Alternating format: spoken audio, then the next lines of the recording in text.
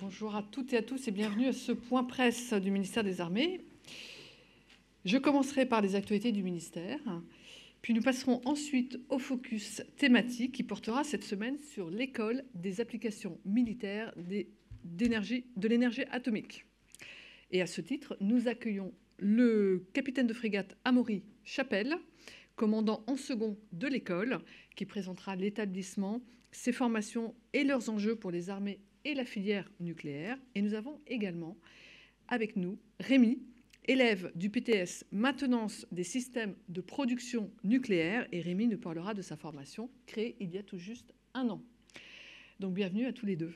Enfin, le colonel Guillaume Vernet, porte-parole d'état-major des armées, fera un point sur les opérations françaises en cours.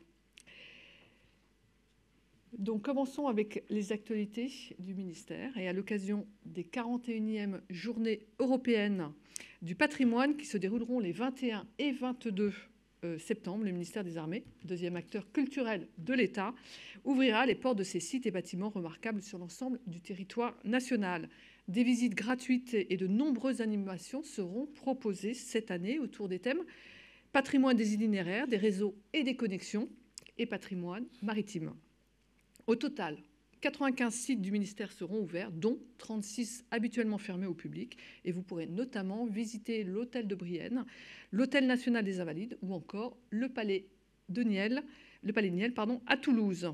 L'an dernier, la mobilisation a été exceptionnelle avec près de 30% de fréquentation en plus.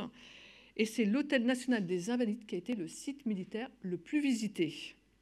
Donc cette année, parmi les sites ouverts, nous pouvons mentionner également la citadelle de Port-Louis, située à l'entrée de la rade du port de Lorient. L'occasion de découvrir les collections de son musée de la Marine et de celui de la Compagnie des Indes. Nous pouvons également citer le service historique de la Défense à Vincennes, lequel proposera une immersion dans le quotidien des résistants de 1944. Les armes de la libération utilisées par les maquisards y seront présentées. L'intégralité de la programmation événementielle est à retrouver via la carte interactive et géolocalisée du site Mémoire des Hommes.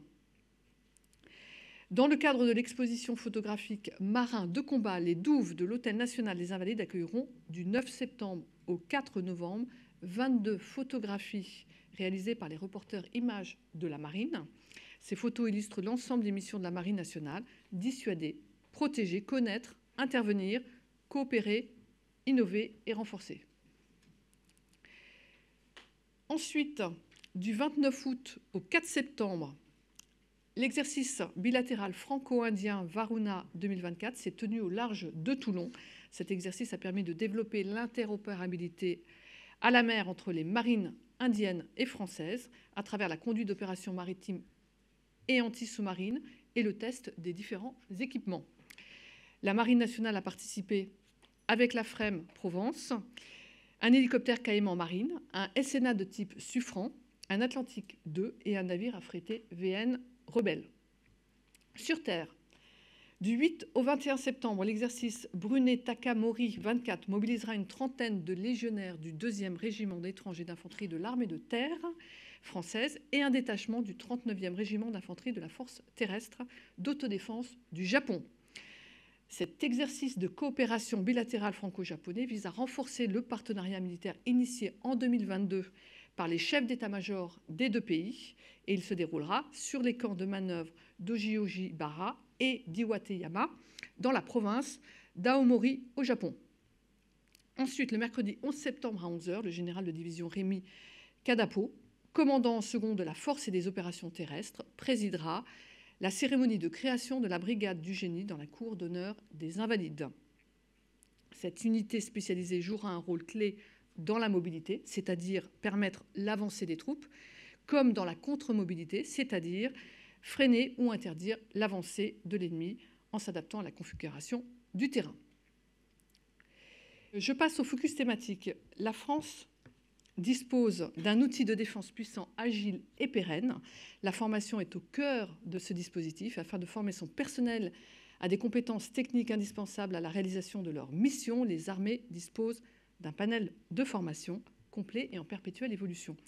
l'école des applications militaires de l'énergie atomique, aussi appelée École atomique, constitue l'un des éléments clés de cet écosystème. Cet établissement fondé en 1956 est unique, sans équivalent dans le civil, et il permet à ses élèves de bénéficier de formations de qualité et d'acquérir les compétences rares essentielles à la conduite des missions des armées. L'école forme en effet au métier de l'atome, en particulier à la maintenance des systèmes nucléaires, et grâce à l'EAMEA, notre porte-avions et nos sous-marins nucléaires d'attaque prennent la mer, nos sous-marins nucléaires lanceurs d'engins et les chasseurs des forces aériennes stratégiques peuvent conduire leurs opérations. À ce titre, l'école joue un rôle dans la préservation de notre autonomie stratégique et plus largement de notre souveraineté.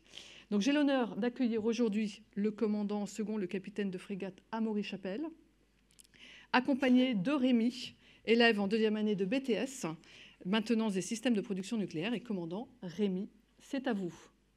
Donc, capitaine de frégate Amaury Chapelle, je suis commandant second et directeur de l'enseignement de l'école des applications militaires de l'énergie atomique, que nous surnommons affectueusement l'école atomique. Je suis accompagné par l'élève de l'enseignement technique Rémi, actuellement qui vient de passer en deuxième année du BTS de maintenance des systèmes de production nucléaire à Cherbourg. Planche, s'il vous plaît.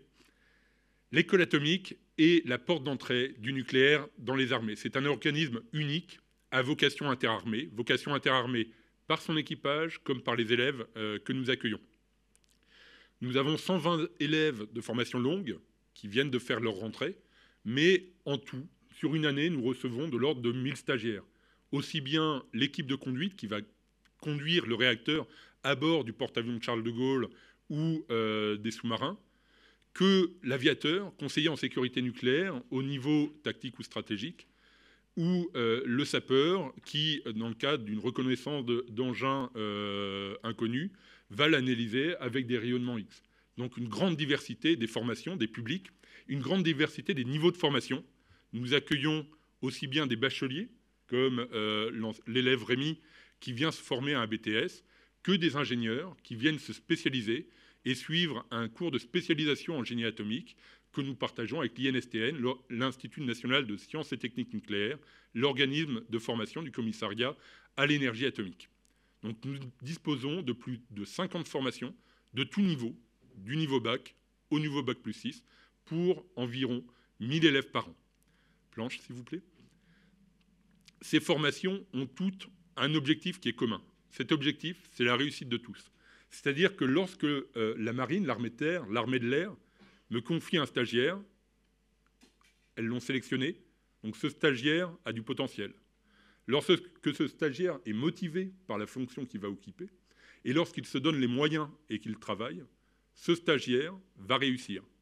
C'est ma mission, et c'est la mission de l'équipe que je dirige, une quarantaine de professeurs civils détachés de l'éducation nationale, professeurs certifiés, professeurs agrégés, et d'instructeurs militaires qui viennent des forces et qui viennent partager leur expérience qu'ils ont eue à bord des sous-marins ou à bord du porte-avions. On retourne plusieurs fois à l'école atomique dans sa carrière. Pour mettre en œuvre cet objectif, pour remplir cette mission, nous disposons de moyens modernes. Sur la gauche de la diapositive, vous avez un tableau numérique comme on en trouve dans beaucoup d'écoles. Et puis sur la droite, j'ai rajouté les moyens de simulation dont on dispose. On forme à un environnement qui est dangereux avec la radioactivité. Donc nous aurons toute une série de moyens de simulation qui permettront à nos stagiaires d'avoir la bonne gestuelle, de savoir comment se comporter en présence du danger, sans pour autant se mettre en danger lors de la formation. À bord du sous-marin, à bord du porte-avions, le réacteur nucléaire est au cœur du village. Cela implique pour nous de ne pas déroger au niveau de compétences attendu. Cela implique pour nous d'avoir une exigence forte sur le niveau attendu en fin de formation. Nous avons une grande diversité des stagiaires, ça implique également une bienveillance. Cette maxime, exigence et bienveillance, je la martèle auprès des professeurs, des instructeurs de l'école, et qui la mettent en œuvre. Bienveillance, ça veut dire que nous n'agissons pas comme un couperet qui viendrait valider ou ne pas valider une formation une fois qu'elle est déroulée, mais nous mettons parfois des cours de remise à niveau, nous avons appelé ça les escouades de la réussite, où lorsque nous détectons des lacunes sur le niveau initial, nous allons former le stagiaire en français, en mathématiques, en méthode de travail, parce que certains en manquent terriblement, pour le mettre dans de bonnes conditions, pour qu'il puisse réussir par la suite et devenir atomicien de propulsion navale, radioprotectionniste ou les autres spécialités que les armées mettent en œuvre. Planche, s'il vous plaît. Ce qui est spécifique à cette rentrée 2024, c'est qu'un contexte éminemment favorable. Vous avez tous entendu parler de la relance du nucléaire. Il y a 2 jours la divergence de l'EPR. L'école est à la fois bénéficiaire et contributrice de cette relance du nucléaire. L'école est bénéficiaire parce que de nombreux jeunes se posent la question de travailler dans le nucléaire. Il y a une attractivité qui est forte. Et l'école est bénéficiaire également par une structure qui s'est développée, l'Université des métiers du nucléaire, qui permet de fédérer des efforts de communication sur le métier d'atomicien, qu'il soit dans les armées ou dans le civil. Et nous sommes fondateurs de cette Université des métiers du nucléaire, ce qui permet de démultiplier les effets des efforts que nous accomplissons. Donc nous contribuons à la relance du nucléaire. L'école est contributrice. Dans cette contribution, je peux citer la vingtaine de formes métiers à laquelle nous avons participé en présentant les métiers d'atomicien. Je peux citer également une ouverture sur l'extérieur. Nous avons eu des journées portes ouvertes, nous en aurons encore cette année, au mois de janvier. L'an dernier, ce sont près de 400 visiteurs qui sont venus nous voir à Cherbourg. Cherbourg est une ville où on va, on n'y passe pas.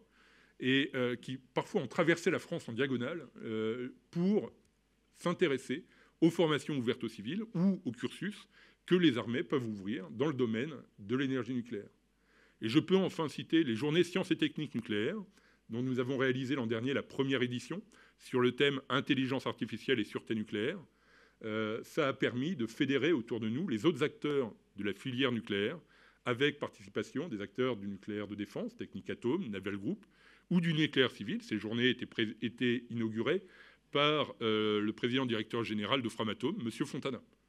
Donc une grande synergie dans les acteurs du nucléaire qui travaillent à démultiplier l'effet sur l'attractivité de la filière nucléaire. Planche, s'il vous plaît. Et du coup, ça nous permis d'avoir un contexte favorable pour créer des cursus innovants. Donc, je vais développer un tout petit peu le BTS MSP-NUC. Le BTS MSP-NUC, ça répond à un besoin qui est fort d'augmentation du flux de formation. Parce que vous avez entendu parler du porte-avions de nouvelle génération, le successeur du Charles de Gaulle, qui interviendra dans les années 2030-2040.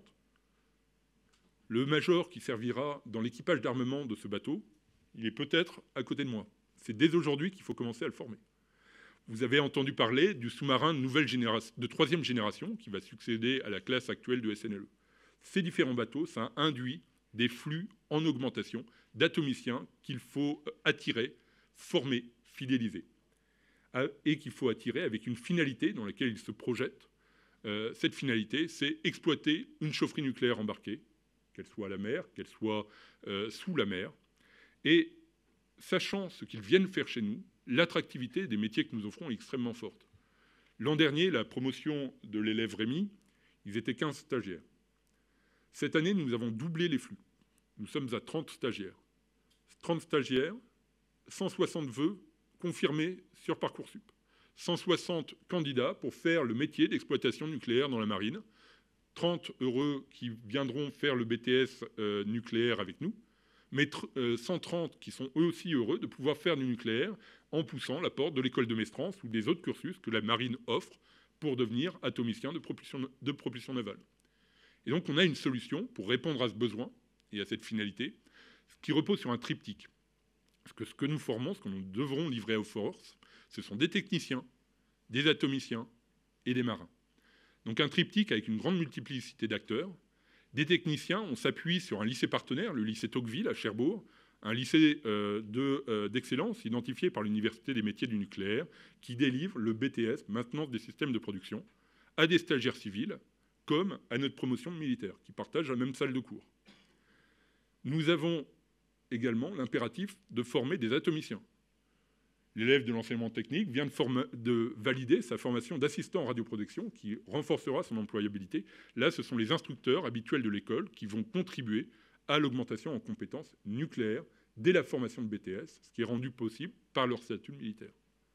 Et enfin, nous avons besoin d'officiers mariniers qui, en sortie d'école, rejoindront directement un équipage. Donc, pendant les 2 ans, on s'appuie sur l'école des matelots à Cherbourg, qui délivre la formation initiale des officiers mariniers aux stagiaires du BTS pendant 2 ans, qui vont monter en compétences pour devenir directement employables via cette formation initiale et via également tous les stages qu'il y a d'habitude dans le cursus, qui d'habitude ont lieu dans l'industrie, et que l'on fait réaliser à bord des bateaux de la Marine nationale pour avoir un stagiaire, qui ne soit plus un stagiaire, mais en sortie d'école, qui soit un marin pleinement employable.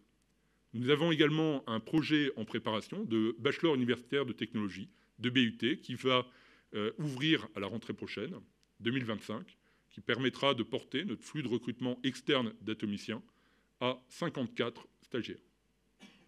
30 pour le BTS, 24 pour les BUT. Pour rendre cette présentation plus vivante, je vais maintenant laisser la parole à l'élève Rémi, qui va vous présenter sa première année de BTS telle qu'il l'a vécue.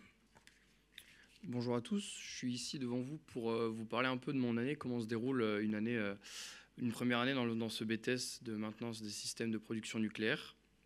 Donc, je suis l'élève BTS Rémi, actuellement en 2e année dans ce BTS, à l'école atomique sur le site de Carqueville.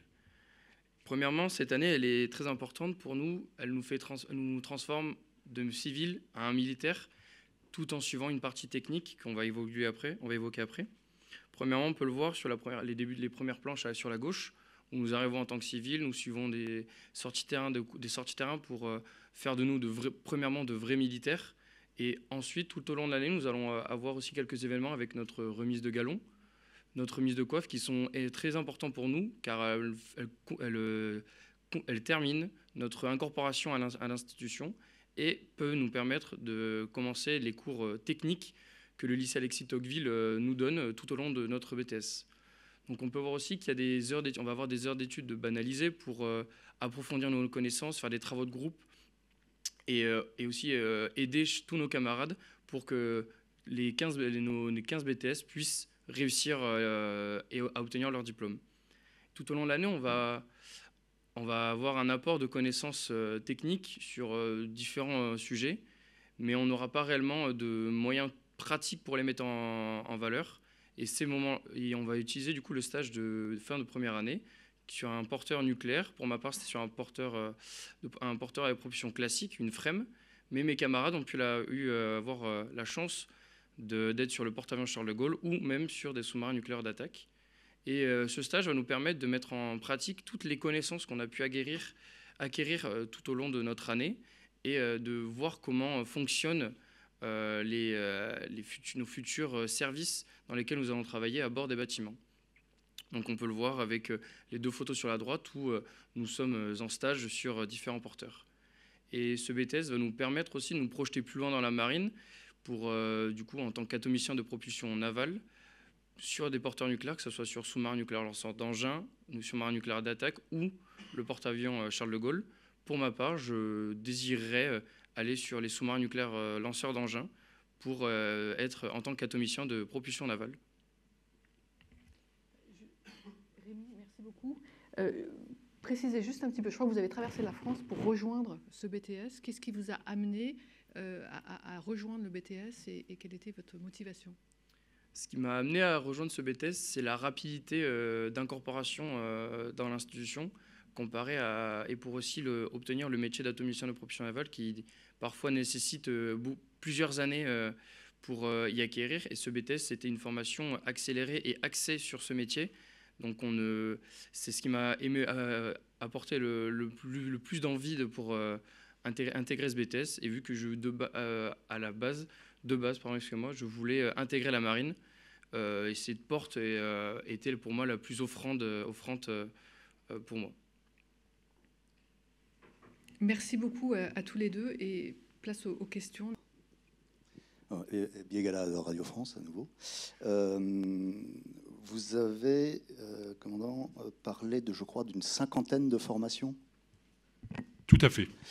Ça fait beaucoup. Tout à fait. Est-ce que vous pouvez en détailler quelques-unes ? Ça me paraît énorme. Enfin, vous avez 50 filières d'enseignement. On a 50 stages différents parce qu'on forme à chaque fois au juste besoin. On ne va pas surformer quelqu'un qui va prendre une fonction très spécifique, va parfois avoir besoin de venir nous voir uniquement pendant 2 jours. un communicant autour de la gestion de crise va faire un stage de 4 jours. Je peux détailler les formations longues assez facilement. Dans une équipe, on a besoin à la fois d'opérateurs et de chefs. Ces opérateurs, c'est une formation qui dure 6-8 mois, qui se termine par l'obtention d'une licence, quel que soit le niveau initial. Ça met plus ou moins de temps en fonction des niveaux initiaux. Et cette équipe, elle est dirigée par des chefs de quart. Les chefs de quart peuvent avoir plusieurs cursus, le cursus en génie atomique, dont j'ai parlé pendant l'exposé, ou alors des formations internes, c'est-à-dire d'anciens opérateurs que l'on va former en s'appuyant sur leur expérience d'opérateur pour les amener aux mêmes compétences de conduite, un niveau master, quel que soit le niveau initial, là encore, qui leur permettra de piloter.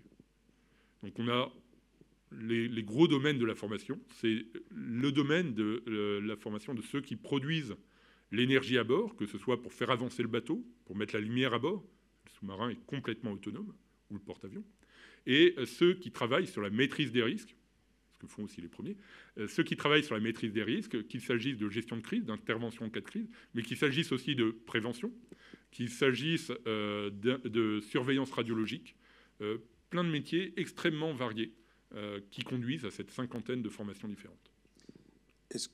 Question subsidiaire, est-ce que vous avez des formations dédiées à la mise en œuvre des systèmes d'armes nucléaires?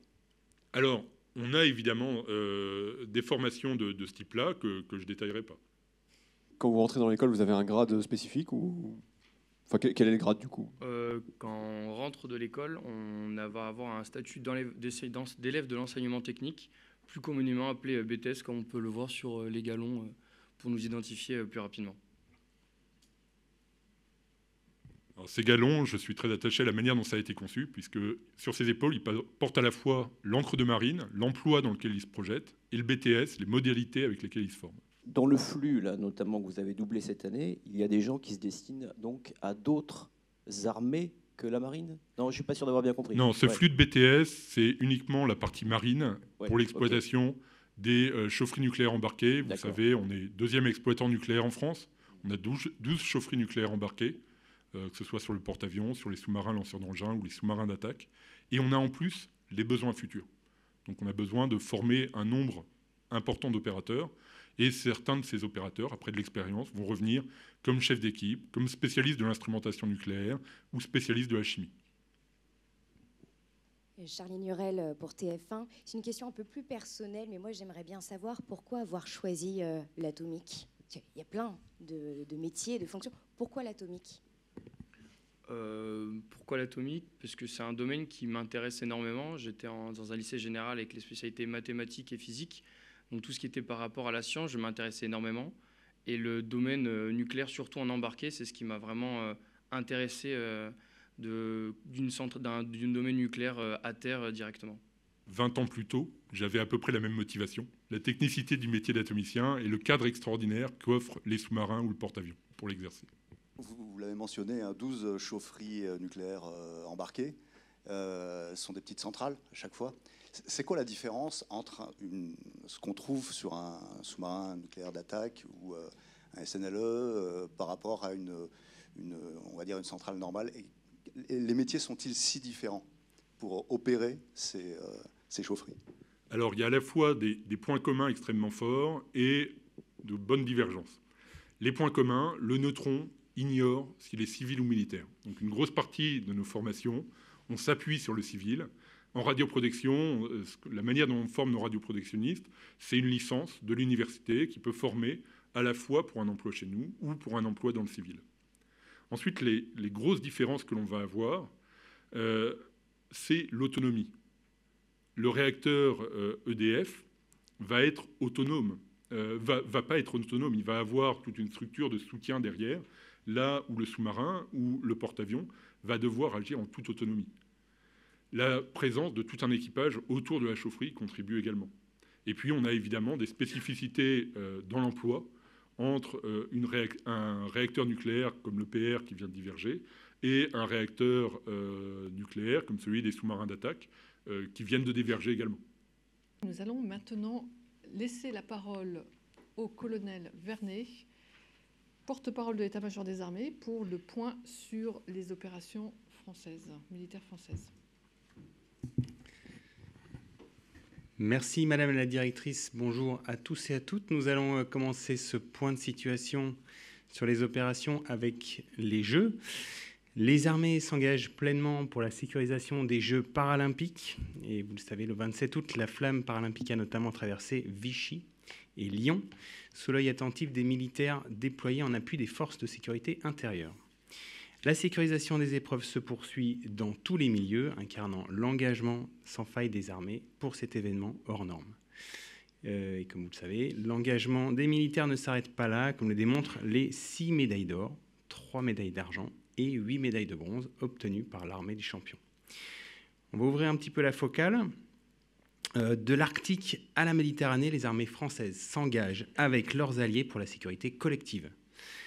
En Estonie, au quotidien, les soldats de l'opération Lynx se préparent avec les alliés britanniques et estoniens. Ainsi, au cours des 3 dernières semaines, l'équipe franco-britannique de Joint Terminal Attack Controller, les JTAC, intégrée au battle group britannique, a participé dans les 3 pays baltes à l'exercice interallié NATO Furious Wolf 24.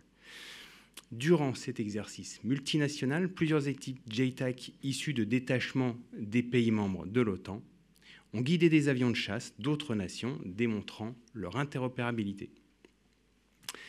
Cet entraînement a permis de mettre en situation des équipes dans le guidage d'avions Typhoon grâce au soutien des moyens aériens de la mission NATO Air Policing, police de l'air, basée à proximité des États baltes.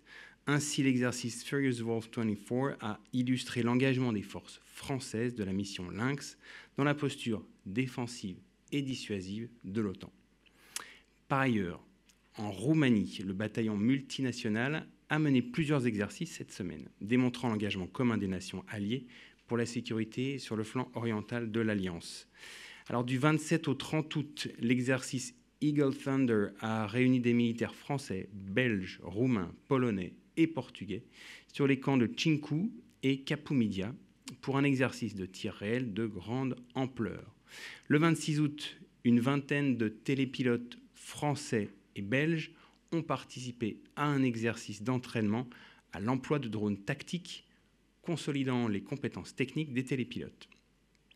En parallèle, le 29 août, en Roumanie, les avions français ont été engagés dans le ciel européen dans le cadre de la mission NATO Air Shielding.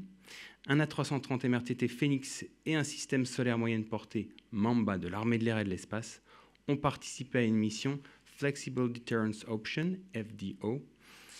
Au cours de cette mission, le MRTT a réalisé un ravitaillement en vol de F-16 roumains et turcs. Cette séquence complexe démontre le haut niveau de coopération qui unit les armées de l'Alliance. En Atlantique maintenant, les activités opérationnelles se poursuivent avec le déploiement de plusieurs bâtiments de la Marine nationale dans la zone. Ainsi, le bâtiment de surveillance et d'assistance métropolitain BSAM Rhône a réalisé cette semaine une patrouille en direction de Portsmouth au Royaume-Uni afin d'y embarquer les modules associés au NATO Submarine Rescue System, le NSRS, qui est destiné, comme son nom l'indique, au sauvetage de sous-marins. Alors, cet équipement de pointe a été embarqué en vue de l'exercice de sauvetage d'équipage de sous-marins Dynamic Monarch au large d'Arendal, en Norvège. Enfin, le 26 août, la frégate multimission Aquitaine, déployée au sein de la mission Narval 24.7 dans l'Atlantique Nord, a intégré l'exercice interallié Northern Viking 24. Cet exercice poursuit de nombreux objectifs, dont la coopération à la mer d'une force navale constituée, l'évacuation et le traitement de blessés de guerre en hôpital de campagne, ainsi que la recherche et sauvetage en mer. Dans ce cadre, l'Aquitaine a participé à un exercice de la protection d'un État riverain, en l'occurrence l'Islande, contre une force navale adverse, en coopération avec des batteries côtières et des avions de patrouille maritime. Dans ce cadre multilutte, la FREMM a mis en œuvre des capacités de pointe aux côtés de ses partenaires allemands, américains, danois, islandais, polonais et portugais. L'Aquitaine démontre sa maîtrise des procédures nécessaires à un engagement commun pour assurer la sécurité en Atlantique Nord. On passe au Proche et Moyen-Orient. En Méditerranée orientale, depuis le 4 août, une frégate multimission patrouille une frégate multimission est en patrouille, assurant la permanence de la présence française. Les représentants des forces armées libanaises, les FAL, et françaises de l'opération Daman ont profité d'une escale de la frégate au Liban pour mener une séquence d'échanges. La FREM a ensuite conduit des exercices de lutte contre les menaces asymétriques, des simulations de tir contre terre et des treuillages. Le 31 août, la frégate a ensuite pris la direction des côtes turques, poursuivant sa patrouille dans la région. En parallèle, le bâtiment de soutien et d'assistance métropolitain BSAM Loire a repris cette semaine sa patrouille en Méditerranée orientale et centrale. Le 3 septembre, la Loire a rejoint le patrouilleur Mykonos en mer Égée pour conduire des manœuvres conjointes en mer, illustrant la qualité du partenariat franco-grec. Le 1er septembre, en mer Rouge, une frégate française a repris sa mission au sein de l'opération européenne Aspides. Ce bâtiment accompagne et protège les navires de commerce, œuvrant pour la liberté de navigation de Suez à Ormuz. Lancée le 19 février 2024, cette opération européenne Aspides répond à la situation dégradée dans la zone et participe au quotidien à la sécurisation de cet axe stratégique. Au Moyen-Orient, les Rafales de la base aérienne projetée au Levant ont poursuivi leur participation au sein de la coalition, notamment durant la montée en puissance de l'exercice de lutte contre Daesh, Shield Wall. Dans ce cadre, du 29 au 29 août, ils ont effectué 20 sorties aériennes pour un total de 89 heures de vol. Ces vols s'effectuent dans l'ensemble du spectre des missions aériennes, défense et surveillance de l'espace aérien, prise d'alerte pour appui aérien, ce qu'on appelle le Closer Support, et reconnaissance aérienne menée au Moyen-Orient au profit de la coalition. En Irak, les armées irakiennes et françaises poursuivent leur partenariat opérationnel riche, notamment avec la formation des bataillons du désert. Placé sous la responsabilité du commandant des forces françaises aux Émirats arabes unis, un détachement participe à la formation de 5 bataillons du désert irakiens, destinés à défendre les zones désertiques du pays. Ce partenariat vise à accompagner la montée en puissance des forces armées irakiennes afin de défendre leur souveraineté, la sécurité sur leur territoire de manière autonome et de lutter contre le terrorisme en milieu désertique. Du 12 au 24 août, le Force Commander Reserve de la Force intérimaire des Nations Unies, la FINUL, a conduit une série d'activités et de déploiements intégrés dans le cadre de l'opération Levant 2, qui vise à améliorer son interopérabilité avec les unités du secteur ouest de la FINUL. L'opération Levant 2 avait pour objectif de démontrer l'aptitude du poste de commandement avancé, Forward Command Post, de la FCR, à se déployer en autonomie sur court préavis, avec l'ensemble de ses moyens de communication, de garantir la tenue de sa posture opérationnelle d'alerte, ainsi que de conserver son aptitude à travailler en étroite collaboration avec toutes les unités de la FINUL. On passe à la Corne de l'Afrique. En étroite liaison avec le partenaire, la France poursuit son engagement aux côtés de la République de Djibouti. Ainsi, du 23 au 30 août, les Mirage 2000-5 des FFDJ ont effectué 10 sorties aériennes. Ces vols s'inscrivent dans le cadre de la préparation opérationnelle des pilotes pour garantir la capacité des équipages à réagir sur court préavis. En Afrique, les armées françaises s'engagent au quotidien auprès de leurs partenaires pour mener des actions de coopération adaptées aux besoins de chaque pays. Dans le golfe de Guinée, la France poursuit les activités opérationnelles avec ses partenaires au profit de la sécurité maritime. Ainsi, depuis le 10 juillet, un avion de patrouille maritime de type Falcon 50 de la Marine nationale opère depuis Dakar. Cette semaine, l'équipage a réalisé des vols de surveillance et de patrouille maritime avec du personnel sénégalais à bord, contribuant ainsi à la lutte contre les trafics illicites. D'autre part, le 30 août, le PHM commandant du coin a rejoint le golfe de Guinée, marquant le début de sa participation dans la mission Corimbe. L'objectif principal de cette mission est d'approfondir la coopération de la France avec les pays riverains du golfe de Guinée dans le cadre du soutien à l'architecture de Yaoundé. Dans ce cadre, le PHM commandant du coin embarquera à l'occasion de sa prochaine escale à Mindelo 2 officiers de marine partenaires qui prendront part à l'intégralité du déploiement du bâtiment dans le golfe de Guinée. En parallèle, au Sénégal, le 27 août, plus de 15 médecins aspirants de l'école de santé de Lyon ont effectué leur stage d'interne au sein des différents services de l'hôpital principal de Dakar. Ce partenariat précieux a permis aux futurs médecins militaires français de profiter de l'expérience riche des services de santé sénégalais. Par ailleurs, au Mozambique, du 5 au 23 août, 12 militaires des forces armées en zone sud de l'océan Indien ont mené un partenariat militaire opérationnel auprès des forces armées mozambicaines dans le cadre de l'EUTM, European Union Training Mission. Ces échanges sont conduits 2 fois par an depuis 2022 afin de former les forces armées mozambicaines à la lutte contre le terrorisme qui sévit dans le nord du pays, notamment dans la région de Cabo Delgado. Passons à l'Indo-Pacifique. Le 28 août, les démineurs des forces armées de Nouvelle-Calédonie, les FANC, sont intervenus dans l'archipel de Wallis et Futuna, suite à la découverte d'une mission datant de la Seconde Guerre mondiale. Le groupe d'intervention de neutralisation à l'enlèvement et à la destruction des explosifs, NEDEX, a transporté l'obus avant de le neutraliser en toute sécurité. Les démineurs des FANC disposent de capacités uniques dans la zone et procèdent à plus de 25 destructions annuelles, œuvrant pour la sécurité des Français. Par ailleurs, du 27 août au 2 septembre, la Bretagne a repris sa mission dans le Pacifique et a rejoint le groupe aéronaval italien articulé autour du porte-aéronef Cavour. La FREMM a participé à l'escorte du Cavour, attestant du haut niveau d'interopérabilité unissant les forces navales italiennes et françaises. Ensuite, la FREMM a repris sa patrouille en direction de Kota Kinabalu, en Malaisie. D'autre part, à Tahiti, depuis le 22 août, les soldats du régiment d'infanterie de marine de Pacifique Polynésie, le RIMAP-P, participent à un partenariat militaire opérationnel avec un détachement issu des US Marines. Cet entraînement bilatéral comprend la familiarisation avec les différents équipements des partenaires, des activités de préparation physique, des exercices de combat rapprochés ou encore des entraînements amphibies. Cet exercice démontre la qualité des relations militaires franco-américaines et marque l'engagement commun en faveur du maintien de la paix et de la stabilité dans la région Indo-Pacifique. En dernier lieu pour cette zone, depuis le 4 septembre, le patrouilleur Arago conduit une mission de surveillance de la zone économique exclusive, tout d'abord dans l'archipel des Marquises, puis à Clipperton. Cette mission illustre la volonté de la France de protéger ses territoires et ses ressources. C'est aussi la dernière mission opérationnelle en Polynésie française pour le patrouilleur Arago, qui rentre ensuite définitivement en métropole.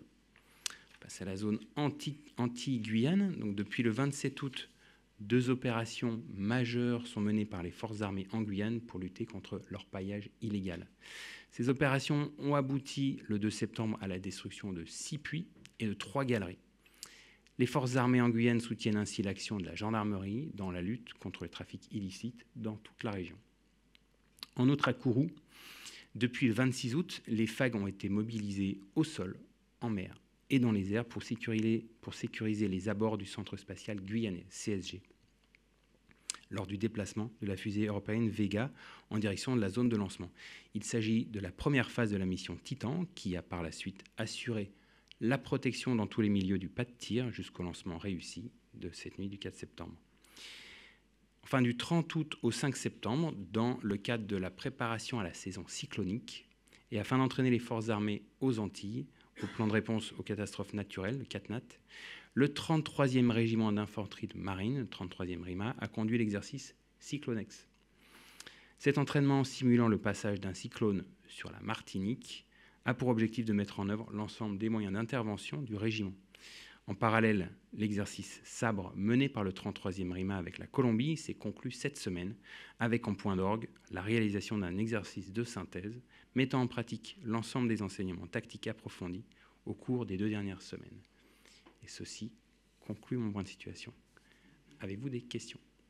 Il y avait cet exercice mettant en jeu des JTAC dans les pays baltes. Est-ce qu'on participait à cet exercice et à ces formations des ressortissants, des soldats, justement, de ces pays baltes qui n'ont pas d'armée de l'air et qui, a priori, ne sont pas parfaitement rodés à ce type d'exercice? Tout à fait, ils ont participé directement à la formation dans ce but, puisque pour pouvoir être utilisateur de cette capacité. Merci pour votre présence et merci pour ces explications. Je vous donne rendez-vous la semaine prochaine. Donc, ce sera le jeudi 12 septembre à 11h pour le prochain point presse. Très bonne journée à tous.